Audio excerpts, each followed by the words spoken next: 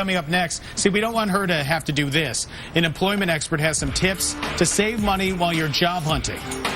Okay. Where you should save and where you should splurge coming up. This is Chicago's very own WGN Saturday Morning News. There's a recent study that found the average job seeker spends about $150 per interview. Expenses include some new clothing, makeup, and transportation. And this can become a serious investment of money, especially if you have no income. Joining us this morning with tips on where interviewees should save money and where they should splurge is Rob Wilson, an employment trends expert and the president of Employco USA, a human resources outsourcing firm. Good morning. Thanks for coming in. Thanks for having me. So you've developed these tips based on your years of actually having to interview people for these positions. Exactly. Over the last 20 years of just interviewing thousands of people. What is number one on your list? I mean, obviously, you need to make a first impression. Exactly. The first impression, once you get past the resume, getting to someone in person, it's your first impression, how you look and how you act and how your presentation. So you say the first thing is to have a tailored suit, or in a woman's case, a nice outfit that really fits very well. Exactly. You don't have to go out and buy an expensive suit today, but make sure it fits.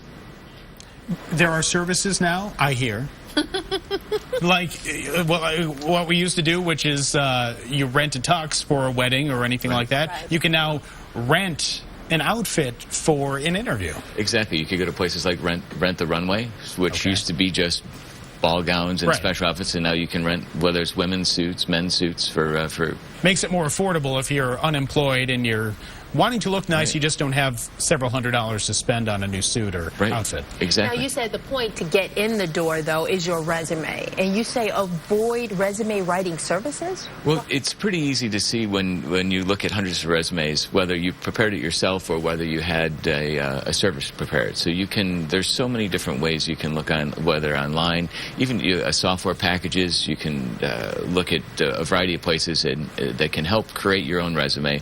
Very inexpensive. And have friends and family review it and take a look at it. But a lot of companies now, they have software that will weed out a whole bunch of people right off the bat. They don't even look at your resume necessarily. They have that software do it. What are the keys to having a resume that will stand out not only to your eyes but to a computer algorithm as well? Right. You want your format. You want to look at some keywords, some bullet points as far as your interests, your skills. Your skill sets are very important. Okay. You're seeing more skills up front than you are your job history.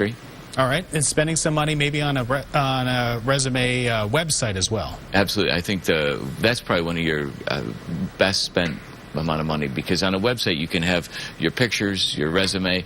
A lot of people are putting short videos on their own website, so it's a great chance to really showcase yourself, and you have complete control over your website. Now, this sounds a little sexist, but for a woman, you shouldn't wear expensive makeup?